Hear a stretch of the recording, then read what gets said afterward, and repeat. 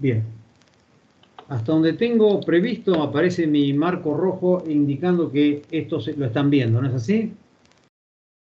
Confirmamos. Se ve. Bien, perfecto. Entonces avancemos con esta última parte y ya terminamos. Uniones con remaches. Las uniones con remaches se podrían comparar en algún punto con las uniones atornilladas.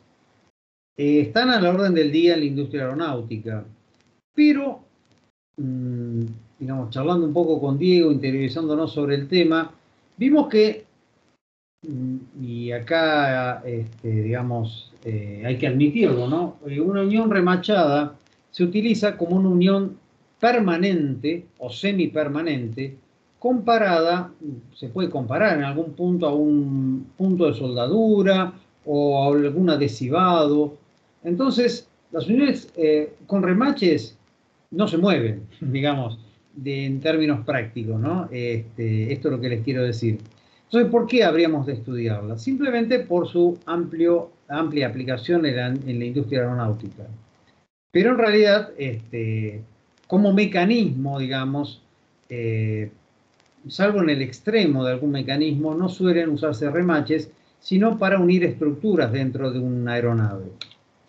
Acá vemos entonces que el remache se considera una unión semipermanente. En realidad, se consideraría una unión permanente si no hubiese que efectuar un mantenimiento. Y vamos a ver que los remaches también requieren toda una tecnología de control y mantenimiento porque puede llegar, según el montaje, el material o el uso de la aeronave, a derivar en algún problema que requiera un reemplazo. Entonces, yo preferiría llamarlas semipermanentes, aunque se considera que un remache puesto es un remache que se va a quedar en su posición por siempre. Entonces, yo puedo tener, cuando pongo un remache, el acceso a los dos lados o a un solo lado, ¿sí? ¿Y cómo pueden trabajar? Pueden trabajar a la tracción o al corte. Por lo general, cuando hablo de remaches, estoy hablando de que estoy considerando un dispositivo que va a trabajar fundamentalmente al corte. Los demás que ven acá ustedes son otras alternativas que trabajan a tracción, pero ya no son remaches. Los Bolts o los Cherry Max, ¿sí? Que, digamos, son los nombres comerciales que se le dan a una mezcla entre remache y tornillo. Remache porque se montan como los remaches y se deforman, y tornillos porque lo que se deforma es una superficie roscada que me garantiza la unión y la posición. Nosotros vamos a trabajar simplemente con dos tipos de remaches.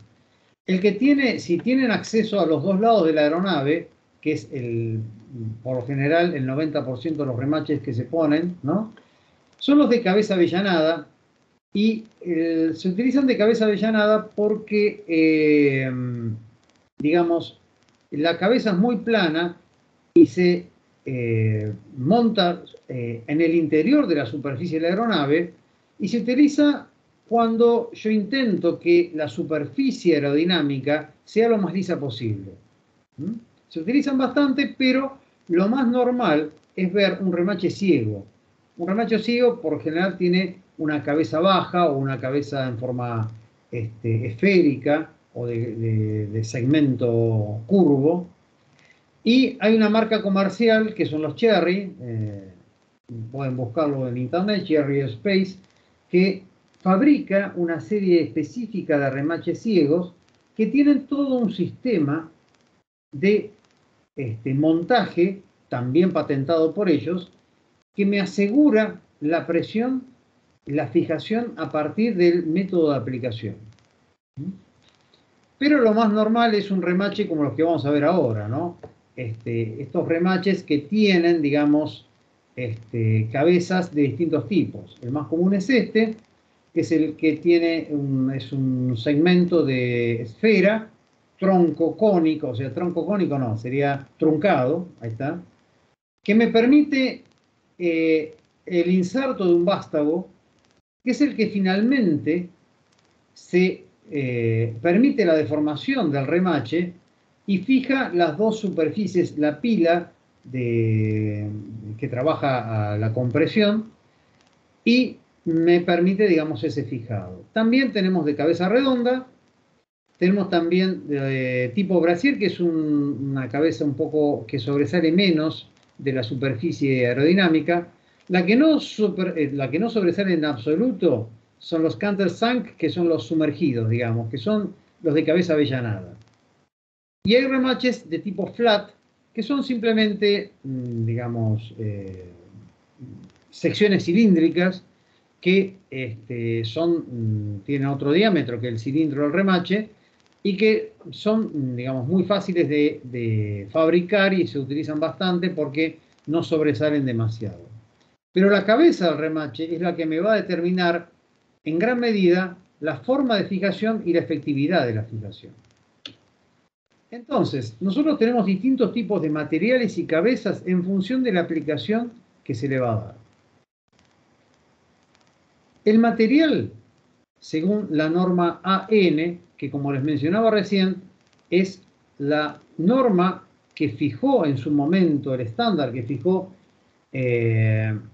las Fuerzas Armadas de los Estados Unidos para todas sus aeronaves, ¿no? Entonces las normalizaron, ¿sí? La A supongo que debe ser Aircraft o Army Navy, digamos, lo más probable que sea así. La N seguro que es de Navy. Y me fija entonces toda una forma de cabeza, ¿no? Cabeza redonda, plana, embutida es avellanada, tipo gota de cebo, o la universal, que es una de las más usadas en la industria aeronáutica. Si no tienen marca, ¿no? Me están indicando, digamos, más que nada la calidad. Fíjense que a medida que voy bajando, la calidad va mejorando y eso se manifiesta en el remache a través de las marcas, ¿sí?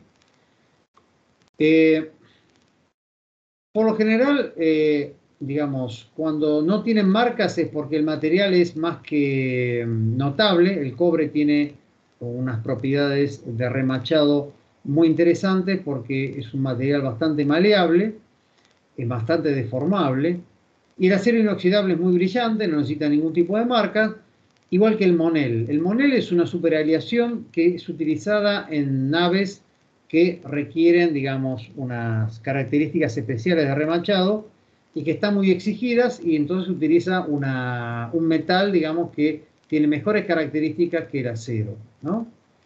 Y bueno, las marcas entonces me están indicando a mí el tipo de material. Hay dos hipótesis con respecto a cómo se distribuyen las cargas en un remachado. Estas hipótesis están, digamos, sacadas de un trabajo muy antiguo y obviamente que son hipótesis que se refieren a que o los remaches son perfectamente rígidos y lo que se deforma es la pila de aplastamiento, o sea, las dos superficies que quiero remachar, o lo que es perfectamente rígido o infinitamente rígido es la placa que quiero unir, entonces lo que se me termina deformando son los remaches. Como veremos, ninguna de las dos hipótesis es perfectamente aplicable y existen unos diagramas característicos que se llaman diagrama de bañera que me dan idea de cómo se distribuyen las tensiones en función de los remaches. Si voy a tomar la primera hipótesis, entiendo que los dos remaches de los extremos absorben cada uno la mitad de la carga y el remache del medio no aporta nada, más que la posición. En cambio, si lo que se me deforma es el remache, yo podría interpretar que cada remache de los tres que se exhiben acá absorbe un tercio de la carga, simplemente porque son tres remaches. Si hubiesen sido cuatro remaches, sería un cuarto y así sucesivamente, ¿no? Entonces estoy asumiendo que las cargas están, digamos, siendo absorbidas por cada uno de estos remaches en forma proporcional. Lo que sucede en realidad es lo que se llama, son superficies de tapering, ¿no? Acá está muy exagerado el tapering. ¿Qué es el tapering? las superficies que se van a unir no presentan todos el mismo espesor en la zona de remachado. ¿Para qué me sirve eso? Para justamente distribuir las cargas de los remaches. Si no tiene tapering, o sea, si las superficies son perfectamente lisas y no hay un cambio de sección en el remachado, ¿qué es lo que sucede? Fíjense en este caso, ¿no? El remache, son 5 remaches. El remache de la izquierda y el de la derecha me está absorbiendo toda la carga y los remaches del medio no absorben nada. En cambio, si voy cambiando la superficie, pero infinitesimalmente, esto no es que, acá está muy exagerado, ¿no? Estos diagramas empiezan a tener esta forma y lo ideal es que cada remache absorba una parte de la carga. Justamente, si pongo muchos remaches es para que, digamos, transmitir a cada uno de los remaches una parte de la carga. Eso se logra haciendo lo que se llama el tapering, ¿no? Las relaciones de tapering están especificadas acá y son las que me determinan, ¿sí?, en función del material que estoy, digamos, apilando, que estoy uniendo.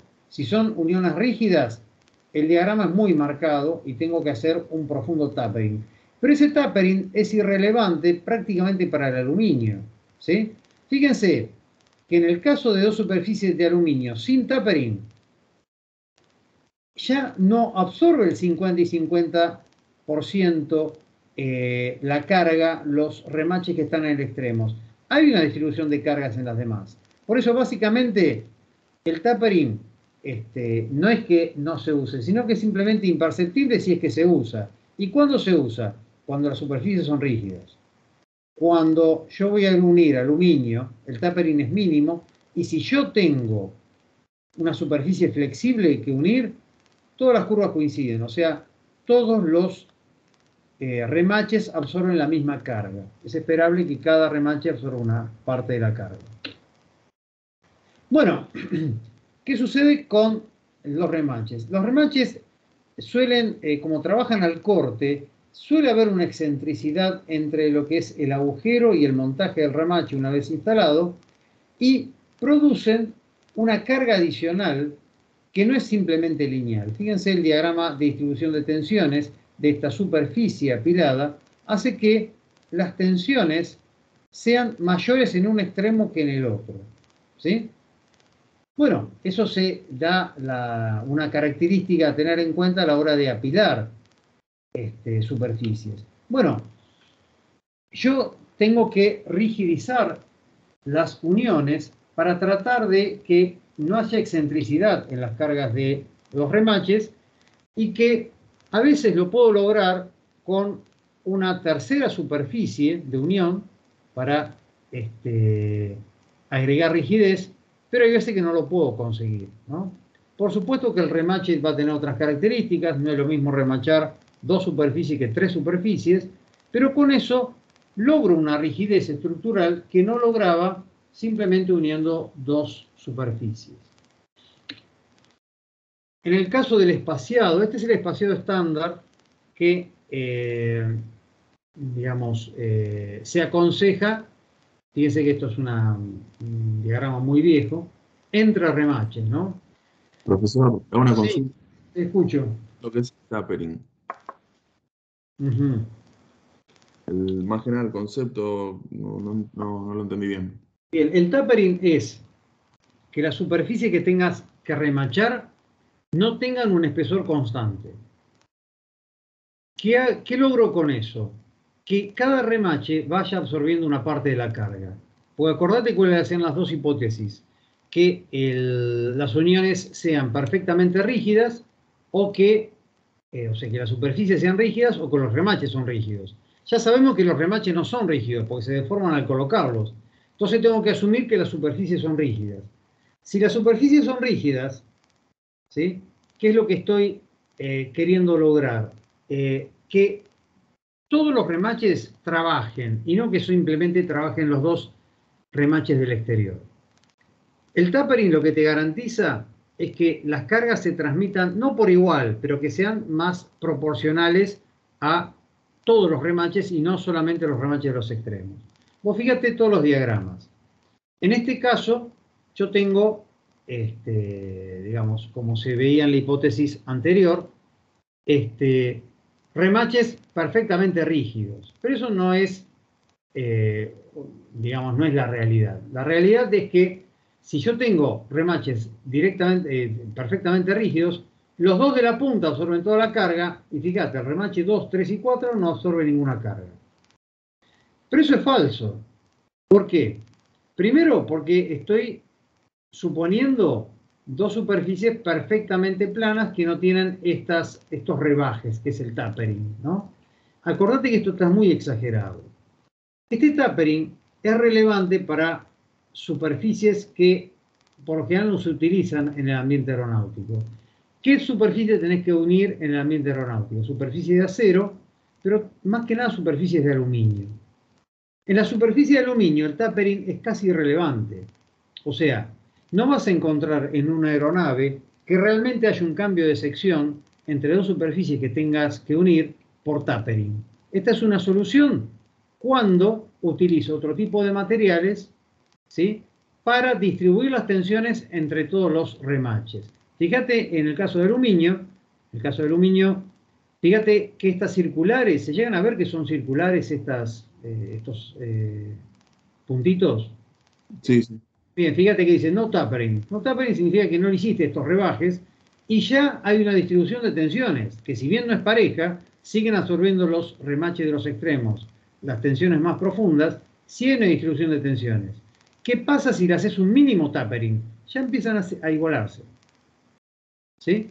Y en el caso directamente de superficies flexibles, el tapering es totalmente irrelevante, porque tenés que asumir, o podés asumir, que todos los remaches están resistiendo la misma carga. 0,20. ¿Por qué 0,20 del total de la carga aplicada? Pues son 5 remaches. ¿Sí? O sea, el 20% de cada tensión de carga aplicada, está siendo distribuida exactamente por cada remache. ¿Sí? Fíjate que es muy parecido en el caso de, digamos, el aluminio. ¿Mm? ¿Se entendió? Sí, muchas gracias. De nada. Sigamos adelante entonces. ¿Qué pasa cuando, digamos, se suele montar un remachado entre un metal y un material compuesto? Bueno, acá las proporciones cambian. Fíjense que se pueden dilatar los espaciados entre remaches, y los espaciados están en función del diámetro del remache. ¿No? Para los extremos de la superficie, 5 diámetros mínimos, ¿sí? Y entre remache y remache, 4 diámetros mínimos. ¿Mm? Bueno, acá vemos algunas superficies remachadas, y yo les muestro estas dos superficies remachadas que son muy relevantes. Son todos remaches ciegos. Remaches ciegos son remaches que por lo general se colocan de un solo lado. Fíjense que en este caso se está respetando el espaciado. En este caso ya es un poco más irrelevante porque son distintas superficies que yo tengo que remachar. En este caso la cabeza del remache sobresale, ¿sí? Y en este caso son cabezas que se llaman sunk, sumergidas o avellanadas. ¿Por qué? Porque este avión seguramente tiene condiciones aerodinámicas que exigen que el remachado sea un remachado que no altere la superficie aerodinámica, justamente para no crear una resistencia adicional. Entonces los remaches están sumergidos. Ese avellanado, entonces, que es muy importante, fíjense que tiene ciertas condiciones. Lo preferible es que ese avellanado, esa profundidad a la que se sumerge la cabeza del remache, no llegue hasta la otra superficie, que esté contenida en la primera superficie. Esto es lo preferible, ¿no? Este tipo de avellanado tiene condiciones que hacen que la resistencia al corte sea menor. Y después lo que tenemos también es una solución de compromiso si uno no puede lograr que porque es muy fina la superficie que se tiene que remachar, y yo necesariamente tengo que exceder el avellanado a toda la primera superficie, la que está en el exterior. Entonces lo que se suele suceder, lo que se suele poner es una junta o un pegamento que me separe las dos superficies para que justamente se cumpla esta condición de que haya una distancia mínima entre la superficie exterior y donde termine la cabeza, ¿sí? Pero bueno, hay veces que las superficies son, digamos, no muy profundas.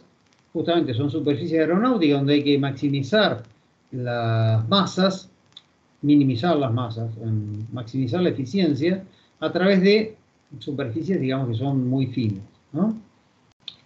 Bien, y después los modos de fallos en los remaches, que por lo general los modos de fallos se producen por los fallos en el montaje, ¿no? Uno puede, fíjense que están trabajando al corte, siempre las superficies, ¿no? Y el remache trabaja al corte. Se pueden quebrar los extremos, o se puede quebrar a 90 grados, o se puede deformar y arrastrar el material de la superficie, ¿sí? O directamente se pueden deformar las dos superficies y deformar el remache. Fíjense que esto se manifiesta en el remache en una deformación que va más allá de lo permisible, y en algunos casos se separan. Fíjense que acá tenemos un remache como los que vimos recién, de cabeza avellanada, o sea, los sunk, ¿no? Que se sumergen en la superficie. Bueno, justamente se despegan las superficies y hace que no solo la superficie ya no esté en contacto, sino que el remache también, obviamente, por un fenómeno de tracción, se deforme y, bueno, quede al límite. Cuando se producen montajes deficientes, a veces producidos por superficies que no están perfectamente en contacto, o excesiva presión de montaje, o la selección inadecuada de un remache, hace que no sean perfectamente, digamos, posible determinar, digamos, que el remache ha sido eficientemente puesto, y eso se manifiesta más que nada en un aspecto exterior que tiene el remache que evidencia que el montaje ha sido inadecuado. Bueno, evidentemente hay que volver a remachar, ¿no? El volver a remachar a veces implica tener que reformatear todo el remachado, porque hay que volver en algunos casos a agujerear la superficie, según el tipo de remache que se haya puesto. Esto me pareció muy curioso. Ustedes saben que por lo general los rayos afectan a las aeronaves en vuelo, a veces en pista, y uno suele pensar, ustedes saben que no, pero uno como neófito suele pensar, bueno, el rayo recubre el avión está aislado, el avión no debería sufrir una falla catastrófica si le cae un rayo, pero los rayos producen a veces efectos que tienen que ver con la descarga eléctrica, que por lo general, como es una característica de toda descarga eléctrica, busca las superficies sobresalientes, el efecto pararrayos, si se quiere decir en esos términos, que por lo general son los remaches, las cabezas de los remaches, ¿no? Y bueno, eso hace que después de cada situación en la cual está expuesta una aeronave, un rayo, lo primero que controlen sean las superficies remachadas, ¿no? Y no una superficie lisa, porque uno sabe que el rayo se va a concentrar en ese tipo de remache.